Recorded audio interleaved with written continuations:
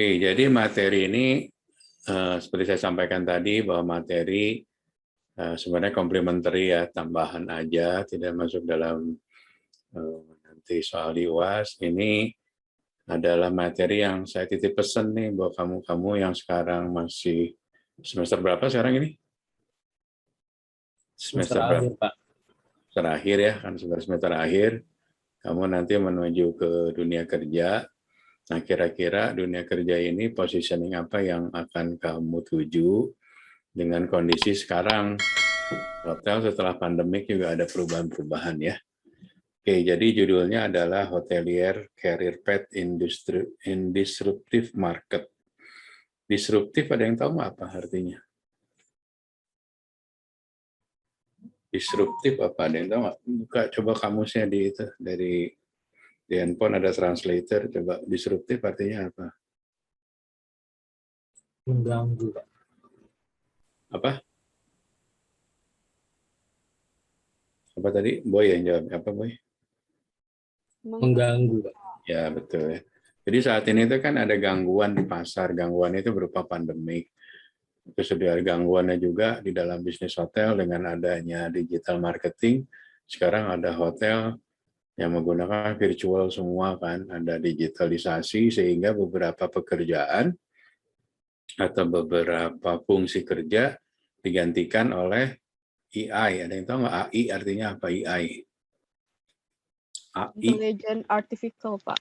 Oke, ya. Jadi kamu udah tahu, nah sekarang ini, apalagi nanti masanya kamu ke depan itu, artificial intelligence itu sudah mendominasi. Jadi beberapa bagian-bagian atau fungsi-fungsi kerja di hotel atau di industri lainnya pun akan tergantikan oleh AI ini ya. Kita lanjut. Ini ada suatu penelitian nih dari McKinsey ya. McKinsey itu perusahaan yang membuat penelitian dan ini digunakan oleh seluruh perusahaan-perusahaan di dunia termasuk hotel-hotel besar di dunia ini. Nah, dia melakukan penelitian dan menggunakan ada 6.000 responden di seluruh dunia yang mulai dari Amerika, Eropa, Asia dan sebagainya. Nah, dari hasil responden itu dengan ditambah literatur teori dan sebagainya, bahwa ke depan itu konsumennya di pasca next normal ini adalah perubahan-perubahan nih, terutama di Asia ini. Yang pertama adalah, coba ini artinya apa nih? Increasing spending power of elderly and women. Apa artinya? Artinya apa nih? Ayo bahasa Inggrisnya, kamu harus siapin bahasa Inggrisnya ya. Bahasa Inggrisnya harus bagus kalau masuk ke hotel. Ada yang tahu nggak nih artinya apa nih? Meningkatkan daya beli lansia dan wanita, Pak. Jadi di next normal ini ternyata yang adanya kenaikan itu dari daya beli itu jadi orang-orang yang sudah lebih tua ya, maksudnya nggak yang muda-muda, dan perempuan ini adalah sebagai, dalam hal ini ibu rumah tangga ya, sebagai pembuat keputusan untuk traveling dan sebagainya, terutama family ya. Nah, jadi ini yang pertama. Terus yang kedua ini apa nih artinya?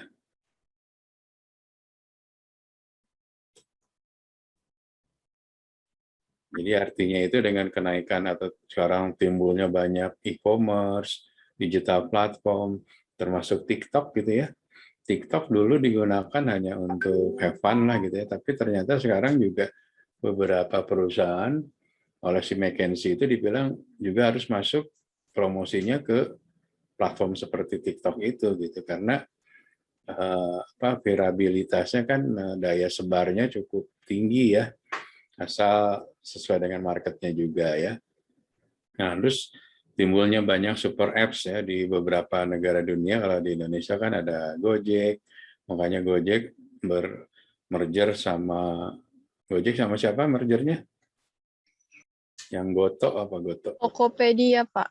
Tokopedia. Nah, itu adalah untuk menguatkan market. Nah, di Cina juga kan ada beberapa ya platform juga yang besar di mana hampir 80% marketnya China, karena di China kan dibatasin ya, nggak boleh semua aplikasi masuk ya, tapi aplikasi khusus buatan Cina sendiri. Jadi itu ada kekuatan pasar baru yang harus kita masukin gitu ya. Nah, terus kalau orang Asia itu masih oke bertukar, walaupun masalah private atau personalis kayak di Facebook kan datanya bukan diumbar sih, tapi bisa diketahui oleh umum gitu lah. Berbeda dengan masyarakat Eropa dan Amerika ya.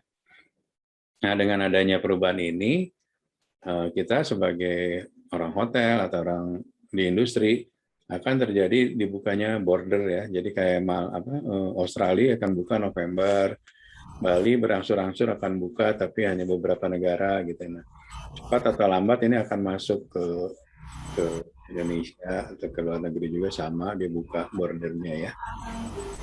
Hal yang ini tuh mensyaratkan semuanya harus mempunyai inovatif digital marketing. Jadi ke depan itu kamu akan menghadapi masuk ke industri yang semuanya harus menggunakan ini gitu, digital marketing. Tapi bisa aja sih kamu masuk ke hotel, hotelnya lokal, mungkin belum terlalu aplikatif dengan digital marketing. Dia masih combine, masih menggunakan traditional marketingnya, masih pakai flyering, masih pakai menu-menu dan sebagainya ya. Sebenarnya kita sudah menghilangkan kayak menu kan kita mengganti dengan apa? Kalau menu diganti pakai apa? Di restoran pakai apa? Menunya diganti pakai apa? Oke, barcode. Scan barcode, Pak. QR code atau barcode ya. Terus flyering juga udah menggunakan either dari IG, Facebook, platform sosial media. Nah, kalau kamu masuk nanti ke industri, saya harapin kamu masuk ke industri yang secara digital marketingnya dia sudah advance ya, supaya kamunya belajar. Karena nanti ke depan ini tuh udah mainnya ginian gitu, digital marketing, nggak ada lagi yang konvensional. Nah, dari McKinsey diceritakan tahun 2020 ini di Indonesia bisnis hotel masih tidak terlalu tumbuh ya. Yang tumbuh adalah ini nih, F&B. F&B kan karena mungkin adanya orang order makanan ya, karena kondisi nggak boleh makan, ini harus take away, jadi banyak tumbuh resto atau kafe-kafe ya yang take away. Nah ini tumbuh. Nah ini berbanding dengan negara lain emang sama semuanya tuh, tumbuhnya di F&B ya kebanyakan ya. Nah ini ceritanya dari si McKinsey ya. Terus McKinsey juga cerita akan terjadi pertumbuhan mobilisasi atau apa namanya penerbangan ya di Indonesia akan tumbuh sekitar 11% sama kayak Jepang dan sebagainya. Nah ini tuh akan ada traveling dalam waktu 2022 ke sana dengan catatan pandeminya sudah baik ya. Nah sekarang apa yang harus kamu siapin nih untuk masuk ke industri dalam kondisi disruptive market? Sebelum saya lanjut, ada yang mau nanya nggak?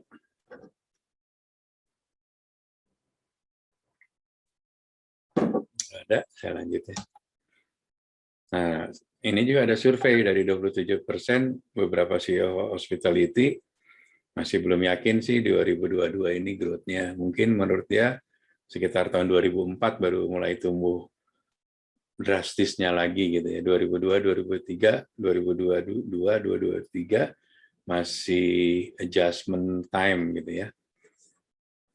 Tadi bilang bahwa hotel yang menggunakan online option dari sisi harga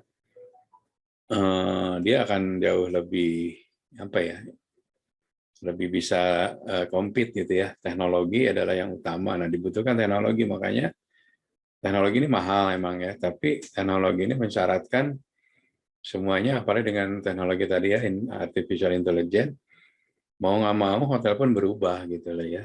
Dari pola paymentnya kita sekarang udah jarang menggunakan cash ya, semuanya pakai e-money ya. Terus dari sisi teknologi kunci, misalnya kunci udah nggak pakai manual kunci lagi, tapi menggunakan QR code gitu ya. QR code-nya dikirim ke tamunya, ke gadgetnya, nanti diverifikasi, jadi tamu udah bisa langsung check-in, check-out pakai apa namanya gadgetnya gitu ya. Jadi nggak usah harus ke front desk lagi, nggak usah dibikinin kunci sama front desk-nya dan sebagainya ya. Nah, memang nanti apa namanya di dalam hotel itu ke depannya yang pertama kembali ke digital marketing ya, sosial medianya, guest comment itu sangat mempengaruhi pola keputusan orang mau nginep. Dia akan baca dulu analisanya di TripAdvisor ada apa aja, baik problemnya, lokasinya, mungkin pengalaman stay-nya. Kalau bagus dia akan menjadi suatu poin ya. Nah, terus nanti juga ke depannya faktor-faktor lokasi dan sebagainya bisa juga dikalahkan gitu ya dengan pengalaman experience-nya ini gitu ya. Nah, contoh dari disruptive market adalah adanya ini nih, virtual hotel operator. Oh, di sana ada Red Doors-nya di Palembang. Ada Red Doors-nya, pernah lihat nggak Red Doors di Palembang? Ada, Pak. Ada, Pak. Ya. Nah, ini kayak Red Doors, Aerie Room itu, dia operator hotel yang hanya jual platformnya doang. Dia bantu jualin hotel-hotel, sistemnya doang, reservasinya, sama sistem payment-nya, tapi dia tidak manage cleanliness-nya, tidak manage engagement ke tamunya, jadi hanya sebatas bantu jualan lah. Nah ini akan kira-kira menurut kamu mengganggu pasarnya hotel di sisi apa nih, tahu nggak, dengan adanya virtual hotel ini? Apa kira-kira yang pasar bagian yang terganggu dari industri hotel menurut kamu dengan adanya virtual hotel operator ini apa?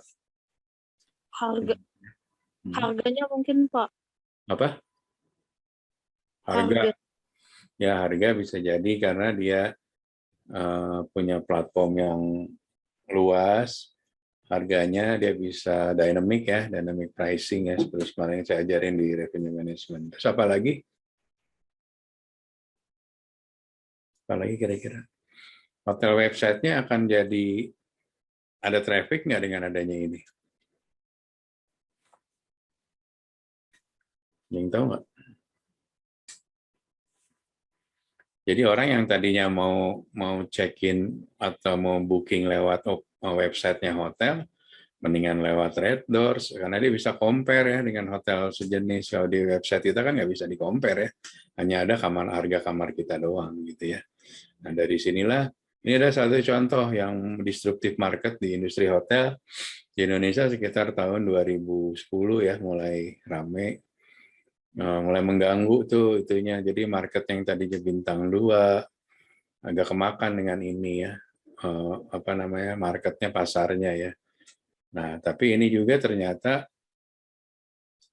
punya market khusus aja ya. Dia biasanya backpacker atau memang traveler yang hanya perlu kamar doang, yang ada F&B dan sebagainya. Nah, hotelnya juga cuma sebatas revenue-nya room aja. Jual F&B dan lain-lain. Kita belum lihat ada Red Doors yang F&B-nya bagus gitu ya, yang punya restorannya besar dan sebagainya ya. Oke, ada yang mau nanya?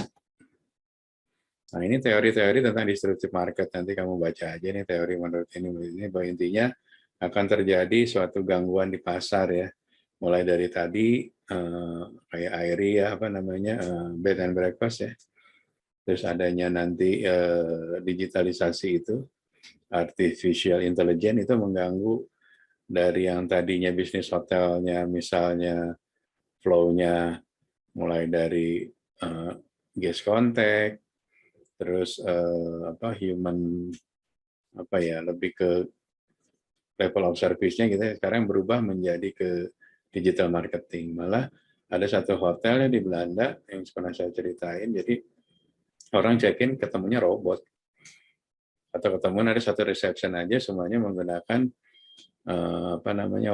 gelang ya. Ini kita ada gelang, di gelang itu sama kayak handphone, jadi di gelang itu ada datanya, ada pembayarannya. Jadi tinggal gelang itu di tap ke mesin buat minuman itu ya, vending mesin, nanti keluar minuman. Di tap ke kamar, membuka kamar dan sebagainya. Jadi nggak ada interaktif lagi, jadi sama karyawan gitu. Di situ individualnya masing-masing hotel akan tamu akan sendiri-sendiri, tidak ada engagement, tidak ada konektivitasnya dengan karyawannya. Nah ini Patrick Imbardeli ya. Patrick Imbardeli itu dulu seorang vice president grupnya Intercontinental. Intercon itu salah satunya hotelnya adalah Holiday Inn, Intercon, Dan apa sih ada baru lagi di Bali namanya apa ya, saya lupa. Nah, dia ini seorang senior ya, senior orang hotel. Dia cerita juga bahwa memang di zaman modern ini semua hotel itu akan terutama hotel-hotel besar ya memerlukan manajer-manajer yang mempunyai kemampuannya luas. Dia nggak bisa hanya kayak kamu dari rooms jagonya di room doang, nggak. Orang rooms tapi jago di digital juga, ngerti finance dan sebagainya. Karena dengan market distribution itu mungkin kita nggak perlu banyak departemen head nantinya. Kamu harus ngerti semuanya gitu sebagai GM gitu ya. Walaupun untuk sales mungkin ada orang lagi finance, tapi at least kamu ngerti semua bagiannya gitu. Terus dia bilang juga bahwa semua akan di outsourcing nih. Sekarang kan housekeeping-nya udah di outsourcing ya, banyak kan hotel udah mulai outsourcing semua, termasuk restoran. Nanti restoran juga akan di outsource, jadi kita hanya jualan walaupun bintang 3, bintang 4 loh ya. Karena dari investasi mahal nih, F&B kitchen-nya misalnya harus bangun sekitar 2-5 miliar, mendingan kita outsource aja, kita nggak usah investasi. Karyawannya outsource dan sebagainya. Toh jualan kita hanya buat meeting, breakfast, gitu ya, nggak terlalu kenceng ya.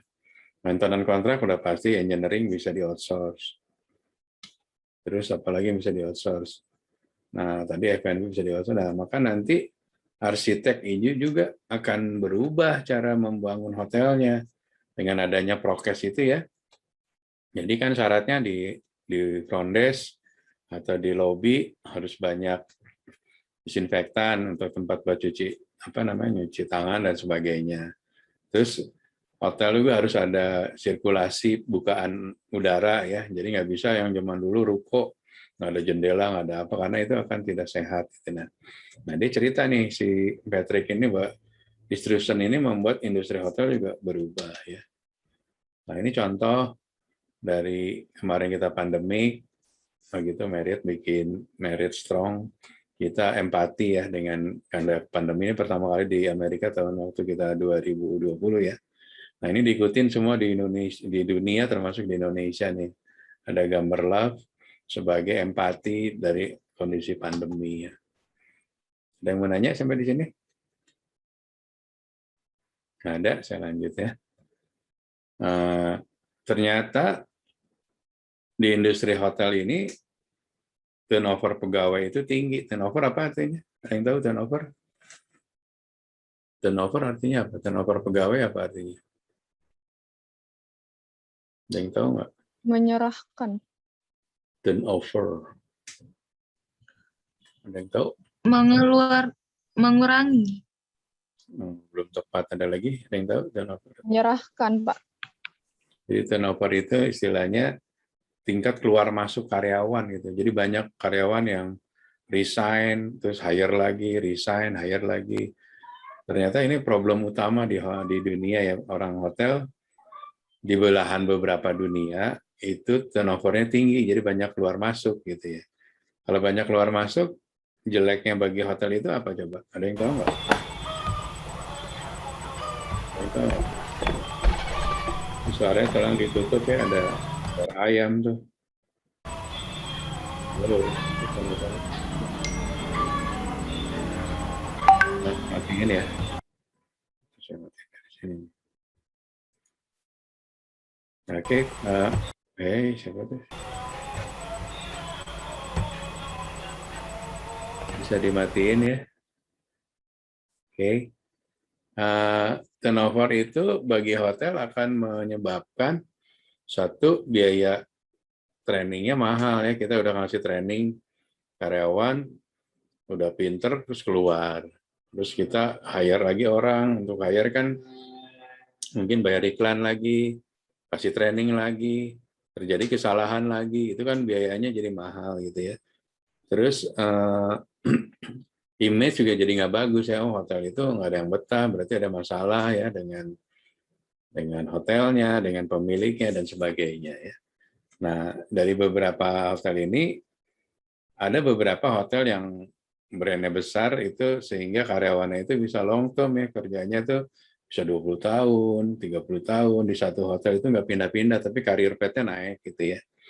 Nah, hotel-hotel itulah adalah hotel yang memberikan kesempatan karir yang baik, dikasih training dan sebagainya, sehingga karyawannya merasa secure ya. Secure artinya apa? Takut. Secure itu artinya aman ya, jadi aman, nggak akan dipecat, asal dia kerjanya benar gitu ya. Nah, ini adalah juga apa namanya, ada penelitian yang ternyata memang industri kita itu, industri hotel ya terutama itu turnover-nya cukup tinggi. Gimana cara mempertahankan karyawan? Ada yang tahu nggak gimana caranya supaya karyawannya betah? Biar karyawannya betah gimana caranya? Dikasih reward. Reward, terus apa lagi? Career pet? Menciptakan suasana yang nyaman. Ya, kenyamanan, terus apa namanya, fasilitas buat karyawan juga ya, asuransi kesehatannya.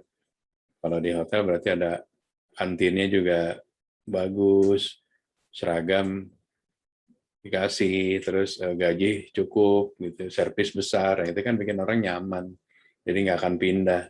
Nah, kita berharap memang karyawan itu kan aset ya bagi perusahaan ya. Tapi ada beberapa juga orang yang menganggap karyawan itu kalau udah lama kita ganti biar lebih murah gitu. Makanya tergantung hotelnya. Kalau hotel besar dia akan menganggap karyawan itu sebagai aset. Memang semakin lama dia semakin mahal dan semakin tua ya. Semakin tua berarti produksinya semakin turun ya. Tapi kalau dianya sudah ada suatu kepercayaan pada perusahaannya, dia akan membaktikan pekerjaannya totally gitu, secara total gitu ya. Beda dengan hotel yang kondisinya kondisi kerjanya misalnya banyak konflik, turnover tinggi, pasti karyawannya merasa nggak nyaman.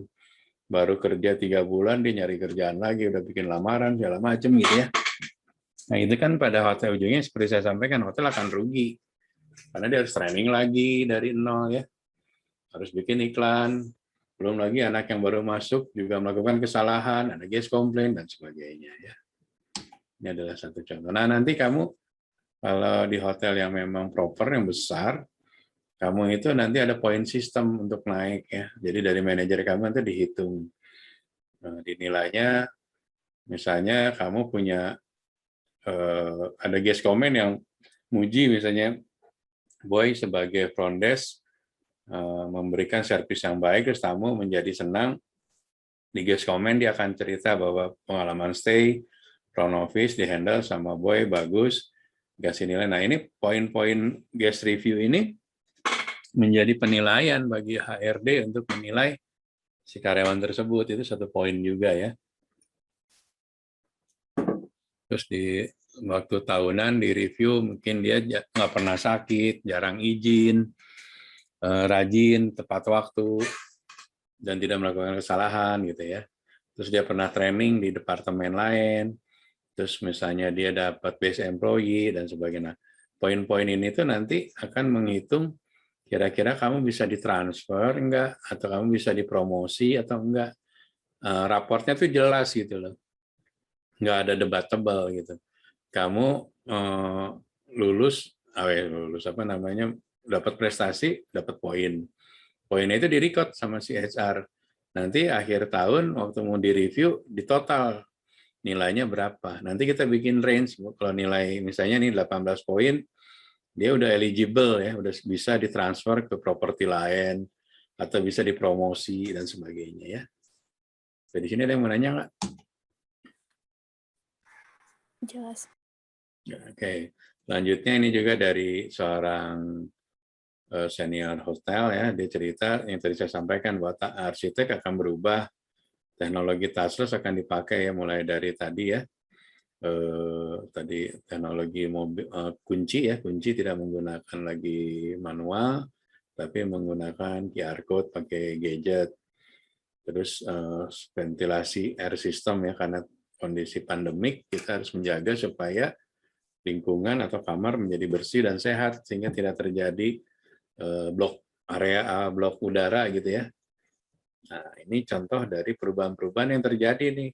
Seperti saya sampaikan bahwa market berubah berarti kamu juga nanti masuk ke dunia kerja akan ada perubahan-perubahan ya. Nah, di sini saya pesan nih, seperti saya sampaikan yang ke depan itu posisi-posisi yang lagi in itu adalah satu digital marketing ya, kedua revenue management atau revenue analyst.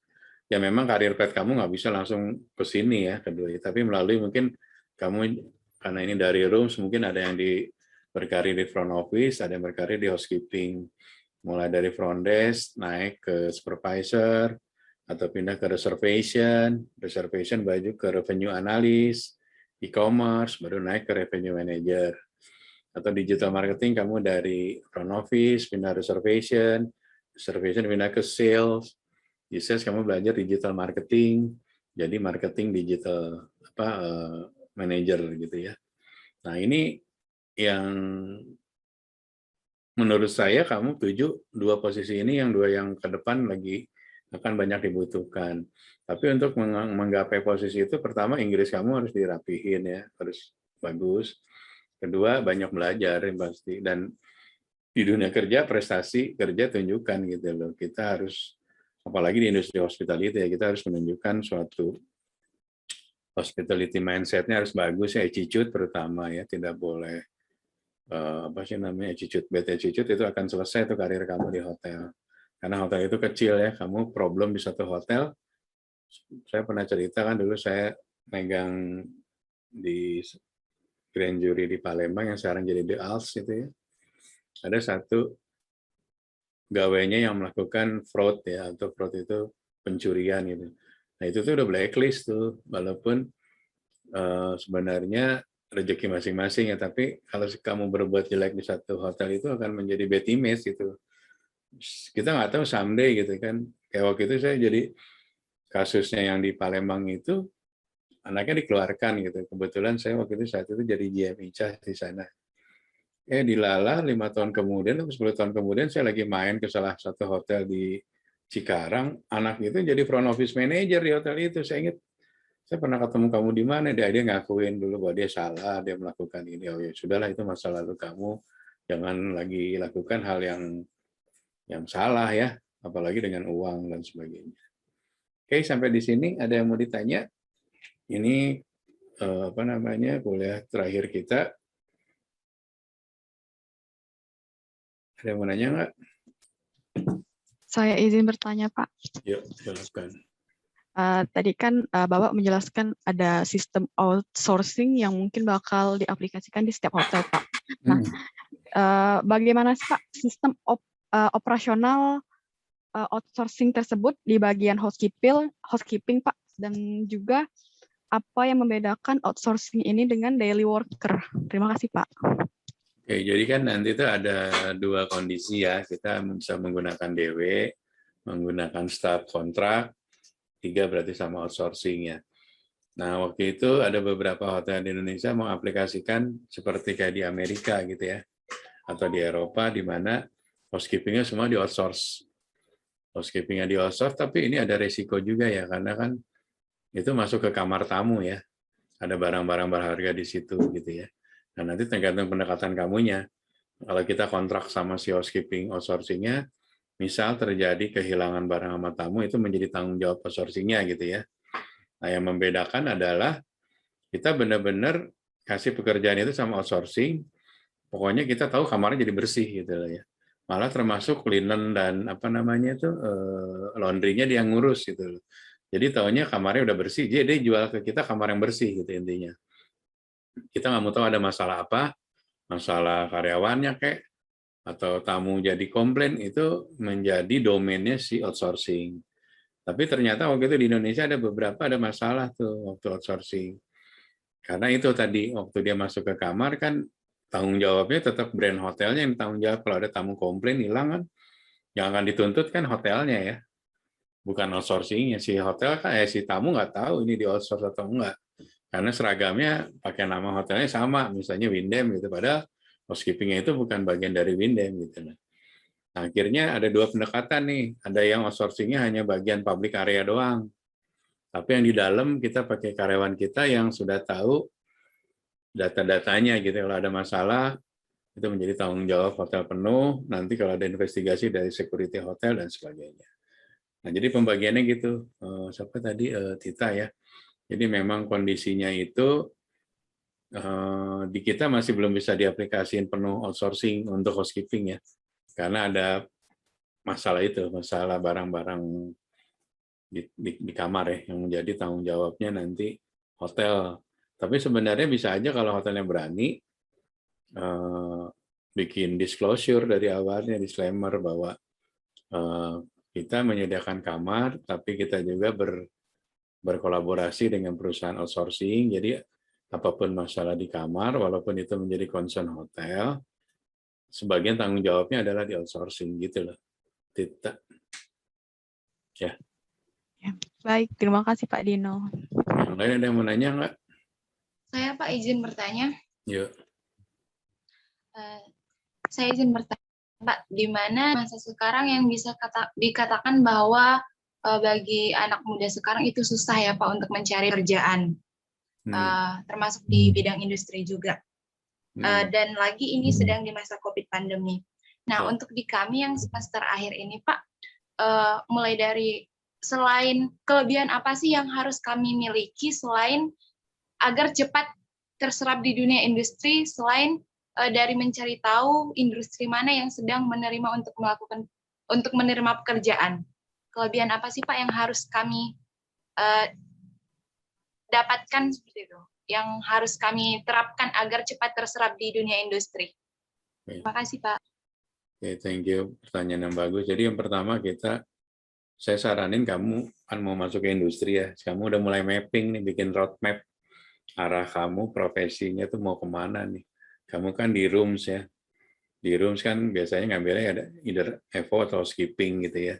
Tapi tidak tertutup kemungkinan kalau kamu nanti ada misalnya gitu ada lowongan di sales, di reservation, kamu ambil gitu loh. Intinya gini, kita harus punya suatu kelebihan sih memang.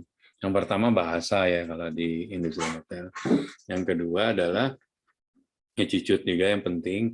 Terus kita punya diferensiasi, kita memiliki kompetensi lain gitu ya. Nah kalau kamu mau, misalnya kamu ada dana dan sebagainya itu, kamu bisa ke AHLA ya, American Hotel Lodging Association itu, atau AHLE ya, sekarangnya American Hotel Lodging Education.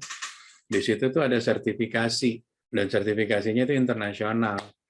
Misalnya kamu ngambil sertifikasi revenue management gitu ya.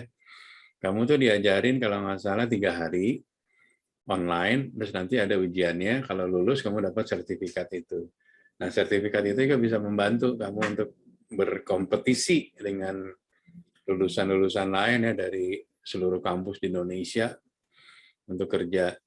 Nah, saran seperti saya sampaikan, baiknya sih kamu masuk ke brand-brand besar dulu, karena di situ juga sekolahan lagi tuh kamu diajarin lagi, ditrainingin lagi gitu loh. Tapi kalau kamu ke lokal ya kan rezeki orang beda-beda ya, tapi maksudnya tetap yang penting kamu bisa perform kerja baik gitu ya. Modalnya satu tadi bahasa Inggris, terus kompetensi sama attitude. Nah, kompetensi itu sampai bisa dari ahli. Cuman ahli emang relatif lagi mahal ya karena pakai US dollar. Atau nanti ada beberapa training-training workshop yang suka diadain tuh dari kampus atau dari asosiasi profesi ya. Kamu ikut aja itu gratis kok, nanti dapat sertifikat dan sebagainya. Nah, at least terus kamu tambahin lagi networking-nya gitu. Misalnya kamu kenal sama GM-nya Aston gitu ya, Palembang. Kamu maintain tuh relationship gitu loh. Tapi yang sopan juga gitu maintain-nya. Dalam artian setidaknya kalau kita punya networking lebih luas, kesempatan itu akan jauh lebih banyak ya. Kita akan banyak informasi. Yang ketiga, kamu juga ngikutin perkembangan loker ya, information tentang job loker ya. Di Indonesia banyak sekali hospitality vacation atau lowongan kerja hotel itu banyak. Yang penting ya kamunya harus jangan putus asa, semangat terus itu. Karena memang persaingannya cukup kencang ya. Terus yang kedua memang ada kendala, mungkin orang daerah kan nggak mau keluar ya. Kamu udah nyaman di Palembang nggak mau. Nah itu yang juga akan jadi constraint tuh. Kesempatan untuk kerja di kota sendiri kan kadang-kadang banyak kompetitornya ya. Tapi mungkin kamu bisa pindah dulu ke daerah lain, tapi brandnya bagus gitu ya. Hotel brandnya gede juga. Ya minimal setahun 2 tahun di situ kamu bisa promosi, transfer dan sebagainya. Gitu. Siapa namanya tadi teh? Mega ya. Iya Pak. Ya, Baik. ya. Pak, kami sebagai mahasiswa semester akhir nih, kalau sudah lulus, sudah tamat, boleh nggak kami apply di hotel Bapak? Apa-apa apply. Kita justru grup kita itu kamu buka ya marriottcarrier.com ya. Di situ tuh banyak lowongan. Tapi sedunia gitu. Kamu tinggal klik aja Indonesia atau klik Singapura. Kamu nggak usah takut ngelamar ke luar negeri juga. Yang penting itu saya bilang. Nah, cuman kalau di grup kita itu nanti ada namanya assessment test ya, ada tes ya. Nah, saya kasih kuncinya tesnya. Orang Indonesia tuh banyak gagal tes di sini tuh karena kita terbiasa menjawab itu. Kamu suka bikin kuesioner kan ya? Kuesioner kan ada tidak setuju, cukup, sangat setuju gitu ya. Nah, di beberapa brand itu kamu nggak boleh abu-abu, nggak boleh cukup. Tidak setuju, apa setuju, harus ekstrim itu pilihannya. Artinya itu kelihatan dari apa namanya kepercayaan dirinya gitu ya, prinsip hidupnya gitu. Nah, banyak yang gagal orang kita tuh kan ngambil yang di tengah gitu, yang aman nih. Sebenarnya jawabannya iya atau tidak gitu, setuju atau tidak setuju, benar atau tidak benar, nggak boleh di tengah gitu. Nah, itu clue-nya ya, karena banyak yang gagal di situ. Di situ juga ada tesnya 2 ya, bahasa Inggris sama yang tadi itu ya, hospitality tesnya. Tesnya tidak terlalu sulit, tergantung dari jabatan, posisi yang kamu apply. Misalnya kamu front desk ya, nanti ada kuisnya tesnya tentang front desk. Nah, kamu harus update tuh, karena dia online sekali kita, jadi nilainya gini nih, kalau kita jawab benar nilainya 1, jawab salah -1, nggak jawab 0. Jadi kamu harus benar-benar jawab yang benar. Kalau nggak bisa jawab, mendingan dikosongin. Kalau nggak minus namanya ya. Nah, terus banyak jebakan. Bahasa Inggrisnya tuh kan pilihan ABCD. Bahasanya tuh hampir sama gitu loh. Kalau kita nggak teliti, karena waktunya masing-masing soal 1 menit kalau nggak salah. Waktunya terus jalan itu. Kalau bacanya nggak benar, kita nggak teliti, ya itu tadi yang tadinya harusnya dapat poin 1 malah minus. Jadi bahasa Inggrisnya kudu benar-benar apa ya namanya? Kudu benar-benar teliti ya, karena di situ jebakan Batman-nya banyak. Itu ya, Mega atau yang lain, saya yakin sih bisa semuanya. Kamu coba deh di Akor Karir ada, Intercon juga ada, cari banyak. Terus kalau keluar negeri juga kamu coba juga gitu, mana aja yang terbaik gitu. Justru saya lihat perkembangan hotel itu lebih cepatan karena Maldives udah lebih duluan ya. Maldives, China itu udah booming lagi nih sekarang. Nah, Asia Tenggara, Indonesia, Singapura, Thailand lebih ramai nih sekarang. Indonesia sama Filipina, sama Malaysia sama, itu masih belum tumbuh banget. Maksudnya 2 tahun ini mungkin Indonesia belum tumbuh banget. Kalau ada kesempatan keluar, kamu ambil. Setahun 2 tahun kamu dapat experience di luar, waktu balik ke Indonesia nilai kamu jauh lebih mahal ya. Karena pertama kamu pernah kerja di multinasional dengan berbagai jenis bangsa itu, komunikasi nggak mudah ya. Terus kedua, perusahaan di luar mensyaratkan harus kita performnya harus benar-benar prime gitu, bagus itu loh ya. Nggak ada excuse itu salah, kurang bagus, akan direview, nanti selesai dan sebagainya gitu ya. Itu Mac, saya pesan sama nih Wong Kito Galuh semua, yakin bisa. Banyak senior-senior kamu orang Palembang juga yang sukses ya. Saya ada beberapa teman GM dari Palembang punya sukses, ada yang dari housekeeping, malah ada yang dari kitchen. Posisinya udah top level semua gitu. Jadi saya yakin kamu semuanya bisa, cuman waktunya saya duluan nih sekarang jadi GM, tapi one day kamu bisa jadi GM. Yang penting kamu mau banyak belajar ya. Belajarnya saya saranin di chain gede dulu ya, jangan, mohon maaf, bukan ngecilin chain kecil. Di chain gede kamu banyak belajar gitu loh. Itu pengalaman dari saya gitu. Saya dari chain kecil, chain sedang, chain besar. Ternyata memang chain besar jauh lebih apa ya? Banyak ilmunya lah, kita banyak diisi ilmunya gitu. Ya, Mega yang lainnya saya harap ini kan kuliah terakhir, mudah-mudahan kamu semua sukses ke depannya. jangan pernah putus asa. In case kalau perlu apa-apa, ya kalau saya nggak sibuk, kamu WA aja. Saya kenal beberapa GM se-Indonesia, kebetulan saya senior GM juga. Saya pengurus dari Indonesia Hotel General Manager Association. Biasanya sih banyak yang kenal sama saya lah gitu. Jadi kalau memang kamu mau apply misalnya di Aston Palembang atau Harper, mungkin itu teman saya si Pak Budi Tama misalnya, atau Pak John Tisera di Beston, atau si siapa namanya Rizky di Ars Palembang. Beberapa GM lah gitu kenal ya kalau di Palembang ya. Di luar Palembang pun kenal. Kamu WA aja, siapa tahu nanti kan saya bisa titip pesan, misalnya kamu apply di mana, nanti saya ngobrol sama GM-nya, ini anak saya rekomen, kasih kesempatan lah gitu, at least gitu ya. Itu ya, ini kuliah terakhir, good luck buat semuanya, senang bisa ketemu tim di 6A, 6B, mungkin someday kita ketemu di hotel, nggak tahu di mana ya, namanya hotel itu kita, saya juga nggak tahu hari ini mungkin di properti ini, besok di properti mana kita nggak tahu ya. Permisi Pak. Hah, kenapa? Ya, saya mau nanya Pak.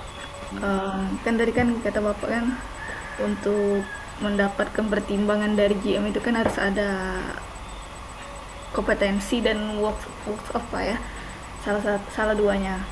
Nah, mungkin Bapak bisa apa tuh? Kan Bapak sebagai senior GM mungkin bisa kasih info-info workshop gitu Pak. Oh ya boleh. Kalau grupnya ini masih ada, nanti saya share ya. Misalnya grupnya masih ada, nanti saya share. Ini nanti saya ada beberapa workshop nih yang gratisan gitu ya. Kamu ikut aja gitu. Atau nanti kan saya beberapa ngisi di beberapa webinar. Nanti linknya saya kasih yang free ya. Biar kamunya juga banyak tahu, banyak belajar.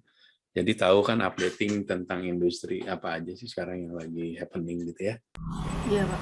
Ya nanti di ini nggak usah delete aja kali ya grupnya biar saya bisa apa namanya sharing gitu ya. Setelah ini kan udah nggak ada materi kuliah jadi saya share-nya locker lah, terus workshop ya. Ya berbayar tidak berbayar saya kirim aja lah, tergantung kamu mau ikut yang bayar, mau ikut yang gratis monggo. Ya. Iya Pak, terima kasih Pak. Oke. Mungkin yang terakhir, Boy, kita foto bareng, semuanya dibuka videonya. Ini kelas terakhir.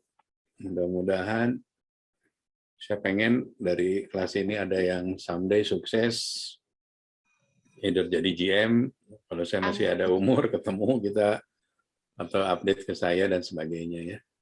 Amin. Prinsipnya kamu nggak usah takut bersaingnya, apa namanya, yang penting kamu confident dulu. Problemnya di kita itu kan kita orang timur tuh suka nggak pede ya, apalagi bahasa Inggris. Kamu jangan usah takut sama ketemu orang India, ketemu orang Singapura, memang Inggris mereka jago ya. Tapi kita nggak tahu juga gitu untuk kerjaannya, apakah dia lebih jago dari kita kan dibuktikannya waktu kita kerja, ya nggak? Teman kita udah kalah set dulu, waktu kita ngomong kan kita Inggris kita kan pelintat-pelintut lah, jadi seolah-olah nganggap kita nggak ngerti ya. Padahal sebenarnya kita bisa, kita yakin.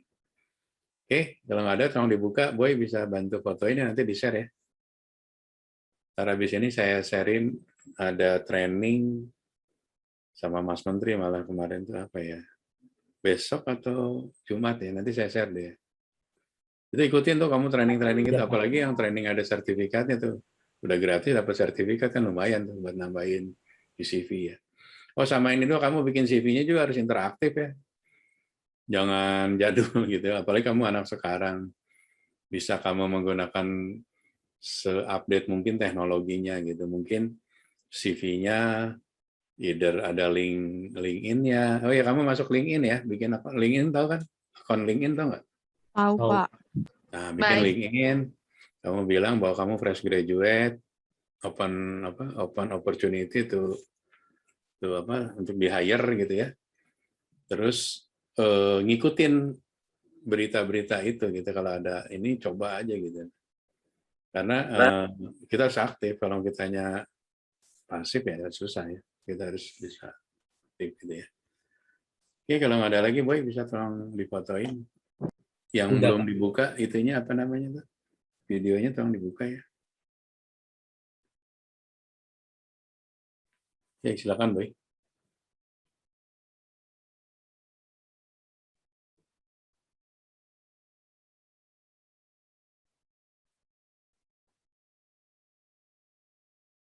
Sudah, Pak. Oke, kalau nggak ada lagi, terima kasih. Salam sukses selalu buat anak-anakku dari Poltekpar Palembang. Jadi wisuda kapan? Tahun depan, Pak. Januari, Pak, Januari. Yudisiumnya Januari. Yudisiumnya Januari. Tapi udah skripsinya udah beres semua ya? Belum. November mulainya, Pak. Baru mau mulai, Baru Pak. mau mulai. Bikin di Setelah mana? US baru mau mulai. Bikinnya tentang apa sih biasanya kalau Rums? FO, FO dan housekeeping. Nah, kalau bisa kamu juga bikinnya topiknya jangan yang itu-itu aja tuh. Salah satu topik yang menarik juga ya. Misalnya kamu ambil revenue management kalau berani. Kalau pembimbing nggak ada ya saya bantuin lah jadi pembimbing teknisnya. Saya pembimbing di Trisakti beberapa ini. Kadang-kadang saya tuh bosen gitu ngeliatin mahasiswa ya judulnya ini lagi gitu ya. Nah, ada satu anak berani, Pak saya mau ngambil ini. Nah, kita ikut semangat gitu ya. Karena kalau paper yang bagus nanti saya juga ngebantuin karena nanti kita bareng-bareng paper itu kita jadiin artikel ilmiah gitu. Ntar saya tambahin variabel laginya supaya lebih menarik ya. Jadi mungkin kamu kan hanya 2 variabel, 3 variabel. Nanti saya tambahin lagi variabel lainnya. Jadi wisudanya sidang skripsinya kamu beres, terus paper itu kita bisa masukin ke jurnal internasional atau jurnal nasional gitu ya. Dengan harapan oh ya, kamu karir path ada 2 ya, bisa kamu ke industri, bisa ke akademisi ya, tergantung kamunya cocoknya di mana ya. Kamu jangan menutup kemungkinan akademisi juga bagus ya. Apalagi saya lihat kan Pak Zul juga memberikan kesempatan. Kemarin yang ke Swiss angkatannya siapa ya? Kamu, Kakak kelas ya? tingkat. Iya, kakak kelas, Pak. Yang angkatan ini nanti ada lagi nggak kata Pak Zul? Nggak ada. Belum tahu Kalau sih, ada Pak. itu tuh kamu ambil tuh, apalagi dapat di Swiss gitu ya. Ya kamu ikatan dinas ngajar nggak apa-apa. Ngajar juga sekarang itu profesornya pariwisata itu bisa dihitung jari, nggak nyampe 10 di Indonesia gitu loh. Nah, kamu harus punya diferensiasi. Ya kayak saya juga kan GM gitu kan. GM udah banyak nih gitu. Saya diferensiasi apa? Saya ngajar, saya doktor gitu. Jadi saya satu-satunya di Indonesia GM yang doktor gitu. Nah, ternyata itu memudahkan kita, makanya kita harus punya diferensiasi. Ya kita bisa ngajar, kayak saya bisa ngajar di sekian kampus, ya lumayan ada additional income. Tapi bukan income yang saya cari, tapi saya nambahin kum ya. Jadi kalau untuk jadi profesor kan harus jam terbangnya, bukunya saya sama Pak Jul, kamu udah lihat yang strategi pemasaran? Udah Pak, yang revenue management. Revenue management Pak, lihat di Karena pemasaran ada. Saya bikin barang Pak Jul, so yang modalin Pak Jul cuma 3-3-nya. Jadi pemasaran, terus resto ya, terus baru ini. Ya, kalau kamu berkarir di akademisi juga nggak masalah, mau cowok mau cewek. Apalagi Poltekpar Palembang juga kan sekarang ini kan dosennya banyak dari luar ya, bukan orang Palembang gitu ya. Itu kesempatan juga bagi kamu gitu. Misalnya kamu malas keluar dari Palembang gitu ya. Tapi kan kamu harus ngambil S2 dulu nih. Terus ngambil S2-nya harus linear ya. Kan jurusan kamu kan pariwisata. Kamu tuh D3 apa D4 ya? D3 Pak. D3 nanti kamu ngambil D4-nya juga tentang hospitality gitu ya. Terus ngambil S2-nya di hospitality jadi linear. Jadi waktu kamu ngajar, karir kamu di dosen itu harus linearitasnya harus ada ya. Jangan kamu D4-nya hotel, S2-nya hukum, S3-nya ekonomi. Wah, nanti karirnya jadi profesornya lama gitu ya. Harus linear sama semuanya. Ya. Oke, kalau ada lagi, thank you semuanya. Kita ketemu next time kapan-kapan kalau ada waktu, kalau ada ini. Kalau saya ke Palembang ketemu Pak siapa namanya? Pak Jul dan tim mungkin bisa kita ketemuan. Itu saja. Terima kasih. Salam sehat dan salam sukses semuanya ya. Assalamualaikum warahmatullahi wabarakatuh. Waalaikumsalam warahmatullahi wabarakatuh. Thank you, Pak Dino. Terima kasih Pak Dino. Ayo. Terima kasih banyak, Pak. Terima kasih banyak Pak. Sama.